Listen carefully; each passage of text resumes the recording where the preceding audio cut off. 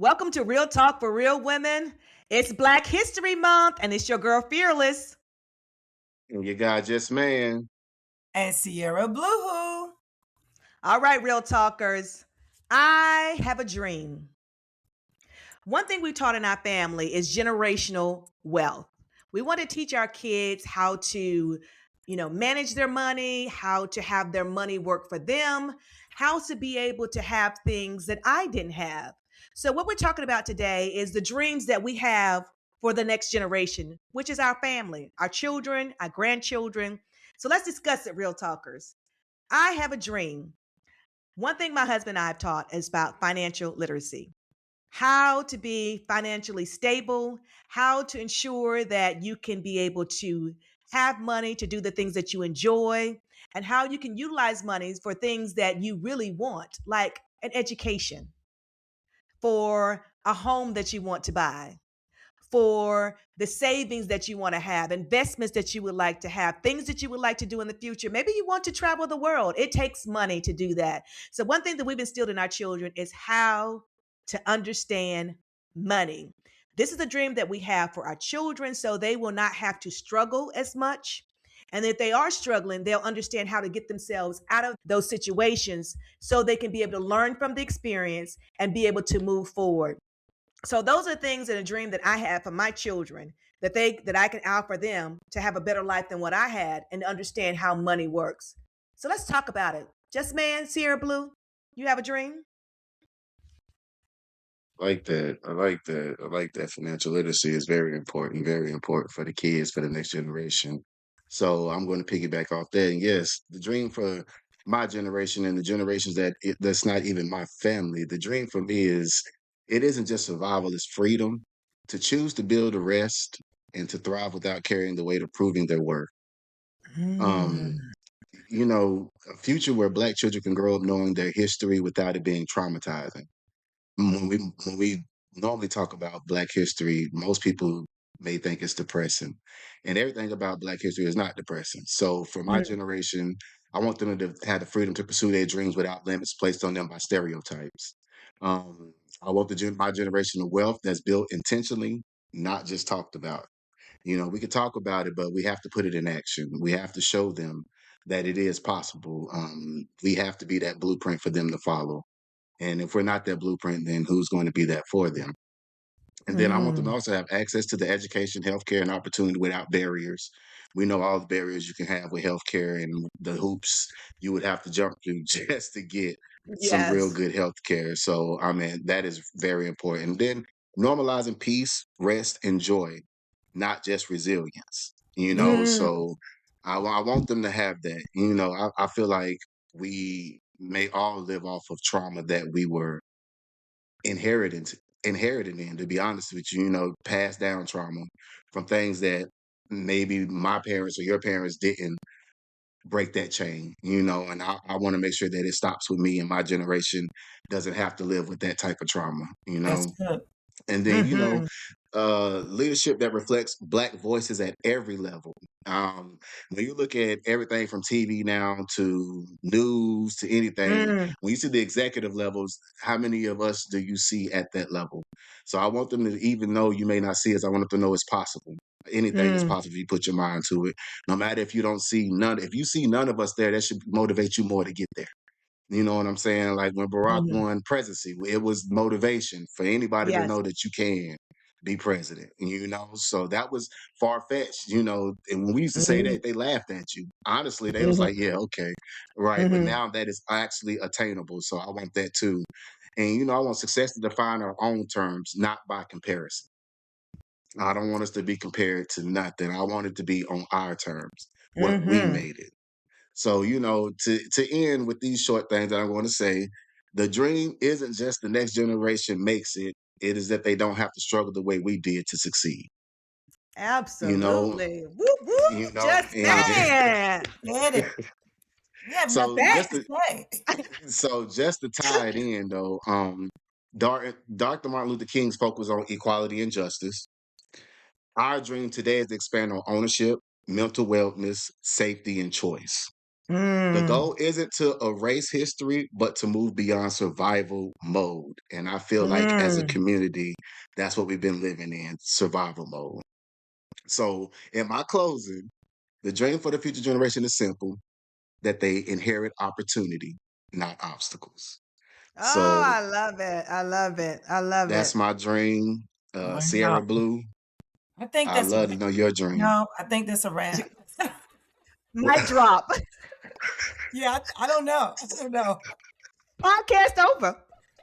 Well, what else is there to say? Just man just kind of wrapped it all up in a bow, with some sprinkles on top. Just man, absolutely. I think that what you said is what a lot of people are feeling. We have been in survival mode. It's like Right. we're just trying to just make it and just trying to just live versus live and Absolutely. make it. There you go. you know, Absolutely. it's a Absolutely. different mindset. And I thank you for sharing that with us because we need to hear that. I think that one thing I didn't try to do is I didn't try to give that trauma to my children. I wanted them to know what they Right. can do, not what they couldn't Right. do. There you What go. There what you you go. can do. So, Right. I think the dream was about that. It's not what we can't do, but what we can do, what we will Right. accomplish. That was the dream, Right. not so, we knew Right. where we were at that time, but I think that although that speech was and it is not although it is an impactful speech, but we do need to Absolutely. carry it on from there. It was a Right. different time, different place. We're in a different Right. time, in a different place with different circumstances, and the way that you kind of approached it and said, "Hey, we're not gonna be in survival mode anymore. We're not doing Absolutely. that. Yeah. We're not doing that no I more." don't it's because that's traumatic to live that way. Every day Mhm. to live in survival mode is tiring. Yes. Especially like if you have a family and you are in survival mode, your kids are watching you in survival Mhm. mode. Mhm. So Yes. even though having that, not saying that being in survival mode is bad, but because everybody's gonna have fight or flight, to survive. So for them to have that instinct is good, but they should not have to live their life like that. They should live in the Mhm. freedom of peace to be able to, I'm going to go obtain this without there being any obstacles, not because the Mhm. color of my skin, not because this, that, and the third. I feel like if it's really freedom, then why is there like, why do you need to know my race on the application? Why does that even matter? And you see, it's little Mhm. things that I teach them that they need to look for, and it's certain things that they need to understand that right now we're not in survival mode no more. We've accomplished the Martin Luther King dream. Now it's time for us to have that dream for the future and make sure they Mhm. know what they need to dream about next to make sure that that future keeps living on. Man, you said it wonderfully. Absolutely. Thank you, Mhm. Just Man. Okay, so I had a dream. I had a dream that I was going to be married, stay married with the person I loved, raise children, and not worry about the future. Well, sometimes you wake up from the dream and you have to dream differently. So I raised the kids. And the most thing my children, these grown children, can tell you today is I said two things to them. You're going to either go to college or you're going to get a full time job. And that's if you want to stay under my roof. And the reason why I was tough, because I came from a background of the siblings that I have three sisters and a mother she was married, but things got really tough for her. And she ended up raising us by herself. So I, like Fearless and Just Man, they probably saw their parents, struggling. I know me and Fearless, we was in the same boat. So I didn't want to struggle. And I wanted to teach my children not to struggle in trying to do for yourself. So being independent was key for me as a single parent.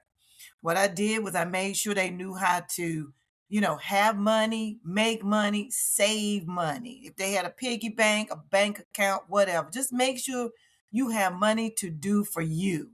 You like those name brand things? Good. You're gonna buy them because I'm not gonna be able to pay for them for all, every time you need something. I need you to be able to survive on your own. That was a big thing in my house. Survival was key because I wanted you to be able to get out there in the real world and be able to, fight or flight. You know what I'm saying? Like Just Man said, be able to stand up when you need to stand up. Be able to sit down when you need to sit down and act like you got some sense. Don't go out there acting crazy because the world don't love you. So that was a big thing for me. And to show my children resources. How do you open a bank account? How do you access health care? How do you call the doctor's appointment, when you get at least 16, 17, you want to take some kind of leadership for yourself. You need to get your driver's license. Why? Because I might need you to take me somewhere in your car because you're going to save money to buy it. Those things stuck with me because I didn't really have anybody when I was young to show me those things. I had great teachers that took interest, and yes, they were the ones that helped me to know about money, how to save. I was 12 years old and I knew how to save a paycheck and I knew how to divvy it out. And I always joke and say, I can balance $3 in my bank account better than I can balance 300. Because I know that's what I have to look forward to keep going. I do believe in Martin Luther King's dreams as far as peace. He walked and talked and he preached about having peace. He talked about having different ethnic groups to walk in peace and socialize in peace and children be educated together in peace. And I was a part of that segregation movement as a child. And I didn't understand it back then, but I do understand it now more so. And I don't want my grandchildren to have to feel like, outsiders, even if they have a different color. I have a grandchild now. She's the only Black child in her classroom. But does she know that? No, because we don't want to teach her that. We want to teach her that you're the same or you could be different and you still fine. You're still doing okay. Those things are important. If we're going to protest as a culture, I believe we should use Martin Luther King's, his example. Protest in peace. We don't have to be rowdy crowds. We don't have to get loud. We don't have to do that. We can stand firm together. We can hold hands and pray. We don't have to go demanding anything because that's not going to get us too far. We'll be demanding for a long time to get what we want, but we will be getting it in peace or aggressively. So yes, I had a dream, but I have more dreams now than I've ever had. And that is freedom, ring, freedom, ring. What y'all got to say about all of that? Amen, Sierra Blue. I love the way that you said that you kind of were setting your children up for success. And that's what it's all about. What can we do for the next generation? What are things that we can do to make sure that they understand that they can have a dream and it's okay to dream. It's okay to live out that dream, whatever that is, and do it without fear. Yes. Do it without, thinking about what somebody else thinks about your dream. You can accomplish all things when you see that, hey, this is what I want to do, and I will make the necessary steps in order to get there. I mean, today, there's the technology that we have. I wish we had the internet when I was young. Boy, I would be brilliant right now. I don't know. I would be brilliant. Hey, we had to go to the library and read books. I'm sorry. I'm gonna be honest with y'all. I probably would have been compared to Einstein because the way I would have cheated is crazy. Like the SATs would have been nothing. It would have been so easy. Chat GPT would get you through. I would have been valedictorian. I would have been making speeches for no reason. I would have been all of it. I'm sorry. There's no way you can fail in this time in history. There's no way. I'm sorry. Not if you have a computer. You can't. No, I'm sorry. no. You cannot. And I think that's the thing about it today is that all the resources that we have, our future generation is set up. We just have to make sure that we are learning where to find these resources and utilizing them, because I still think that we're still not utilizing how they need to be done. There's still a lot of opportunities out there. Just like they say, AI is going to make more millionaires than what was that? The internet ever did. TikTok ever did. Facebook, YouTube ever did. And we need to jump on the bandwagon while it's here, jump on the bandwagon and just make the money that you can make. Get a Black-owned business. It's one of those things that if you want it, it's attainable. There's no more excuses. And I don't want my children or my grown children or my grandchildren to make excuses. I think this X generation or way out there generation, they're lazy because of the internet. They don't really have to think that much. Back then we had to look up stuff in a dictionary, encyclopedia, write it down. We had to actually use our hands. Kids these days be like, I don't want to write. I don't want to write my paper. I don't want to read no book. Well, because really they don't have to. The book can read to them. They don't have to read the book now, So it's kind of like to me, it's like a 50-50, thing where we're good to see these things growing as we move forward, having the dream, but we're also having different ways of the dream being revealed to us in different generations, and how we should make the best of that dream that we have for ourselves and for our next generation of children and grown-ups. Mm-hmm. Absolutely. Yeah. I think at the end of the day, it's okay to dream, and it's necessary, because how do you know where you're going? How do you know what your purpose is if you don't have that dream and executing it? And I think the one thing I can say about this new generation, they're fearless. Fearless. They are fearless. They are out there. They're learning what they need to learn. They're opening up their own businesses. They're making their monies. They have all kind of side hustles and all of that. They're thinking of way ahead of them when we were young. So I'm so glad that we're constantly using the technology and the resources that we have in order to better our situations. We just have to understand that we need to keep that going, because that's the only thing we can do, is to be able to challenge ourselves and not be afraid for someone to give it to us. We're not seeking handouts anymore. We're not waiting on those old promises. We ain't doing that. That's right. No, That's We ain't right. doing those that. are over with. Ain't No, nobody that is listen. I'm over not with. waiting on no 40 acres and a mule. No, I promise you, I'm not. either. I don't even want no mule. Look, What I'm gonna do with a mule? What I'm gonna now do wait, with him? just man, Sarah Blue want the mule. She want the 40 acres and the mule. She want I the can mule. use that She 40 want the acres. mule. Look. She want for Want all the your mule. animals. For all your animals. We know. I love We it. know. Give it to We me. know. Take it. Give it to me. I make something out Oh, of it. That's what I would do. I it's would build oh my God. 40 acres and a mule. There you go. There you go. So Well, yeah, Real Talks, we hope you've enjoyed our Black History Month podcast. We really wanted to highlight the great things that our generations, our next generations are doing, and also the dreams that we have, not just for our family, but all of you out there. Dare to dream. There's nothing wrong with it. A dream is things hoped for, and hope is a strong word. You can always go to our website, Real Talkers, and check us out at Real Talk, the number 4, realwomen.com.